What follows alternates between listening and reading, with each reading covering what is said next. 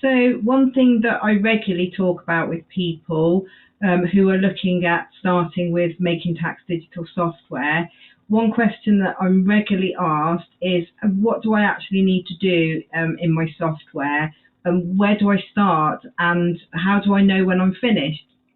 So if we work back in terms of when do you know you've finished and how can you tell you finished, let's look at what we're trying to achieve. So say, for example, on a monthly basis, which would be appropriate for most people, at the end of the month, and once you've entered all of your transactions, reconciled your bank, etc., you would look to be pulling your reports and looking at an accurate profit and loss that shows accurately your sales and your expenditure for the month or for the period, an accurate balance sheet that's showing what you owe and what you are owed and what you owe out to other people, your liabilities. And we'd also be wanting to have a look at an accurate debtors and creditors report, which is effectively a list of invoices that have yet to be paid, either your sales invoices that you haven't been paid or purchase invoices that you've not yet paid.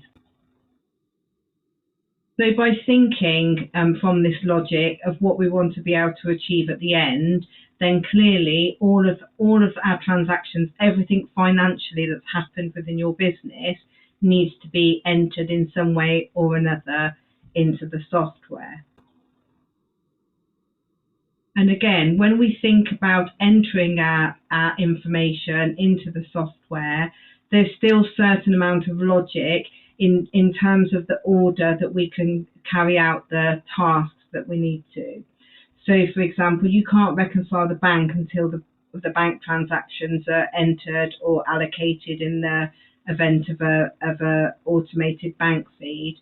You can't enter your customer payments and match them to the invoices if you haven't put the invoices in. So therefore, there's a logical order for us to carry out the tasks that we need to. So let's look at your sales firstly. So what do we need to do for that? So ideally, on a regular basis, you will be issuing your sales invoices if that's the way that you operate. As soon as you've carried out some work or sold a product, you'll be ideally looking to provide that invoice straight away to ensure that you get paid as soon as possible. So you need to make sure all of your sales invoices are raised within the software. So then we need to know, well, what's been paid. So then we would look at making sure that all of the paid invoices are all updated. So we would be looking in the bank feed, we would be looking to allocate all of the money in against the correct invoice or invoices. If any of your customers have paid by cash, for example, then that wouldn't come through a bank feed, so we would need to manually enter that. So in terms of sales, we want a situation where all of your sales invoices are entered and all of the ones that still show as outstanding genuinely aren't outstanding. And of course, you would regularly review this for any bad debts, any that need to be progressed in chasing. So in terms of your expenditure and your purchases, it's pretty much the same. If you're going to have any expense that you enter the purchase invoices for in your software, they need to be entered before you can allocate the payments from your bank feed, or if you need to do that. Of course, you won't always be entering purchase invoices. Sometimes you'll just be allocating the expense directly from your bank feed and categorizing that accordingly. Of course, the important thing is to make sure you don't do both. So if you categorize directly from the bank feed, don't then enter a purchase invoice as well, because you'll be duplicating the expenditure. So then we need to make sure that any other payments in or out of the bank are entered to make sure that everything that is on your bank statement is in your software. Now, if you've got an automated bank feed, it becomes much easier because the bank feed is there and you're just allocating the transactions.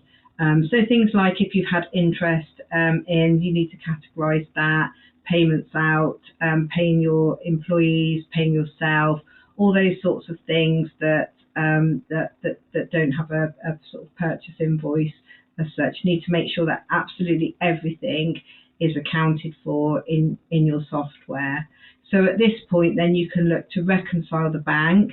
Again, if you've got an automated bank feed, in theory, your bank should reconcile, but you should always still carry out a reconciliation just to make sure that there's been no blips in the bank feed, which can happen, no transactions inadvertently deleted and that sort of thing.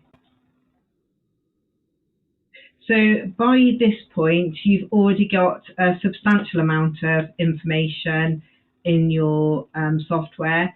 And then the only thing to think of then is you've pretty much covered everything that's gone through the bank. But what about if you've used your cash to pay for expenses? Perhaps you might have a credit card that you pay for expenses on. So you just, anything like that, you need to build into your monthly processes to make sure that they're all allocated. If you, for example, claim mileage, you need to make sure that that's entered on a regular basis.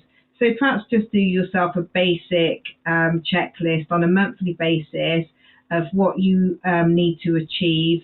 So in terms of entering your sales invoicing, enter your customer receipts, entering your purchase invoices, entering your purchase payments, entering your expenses directly to the bank feed, entering any cash, credit card, and then entering any adjustments, such as if you have payroll, if you have to enter journals, if that's not directly through your software, all those sorts of things. And then to carry out a bank reconciliation. And then you should be able to find that your profit and loss, your balance sheet, your creditors and your debtors reports should all be accurate because you have accounted for everything that's happened. But again, it's good to be familiar with these reports and look at them on a regular basis, because that is a good way of highlighting if there's a problem with anything that you're entering. And then going forward, if you get into this routine, get this done on a monthly basis. For example, if you are VAT registered, once you get to the end of your VAT quarter, it's simply a case of running the VAT reports and checking the transactions within them. It's no longer a big job if you can just break it down into those processes that you need to. And if you can't manage to do everything yourself, just do the things that you're comfortable with and learn as you go along. Well, I hope this has been really useful. Thank you for watching. Thank you. Bye.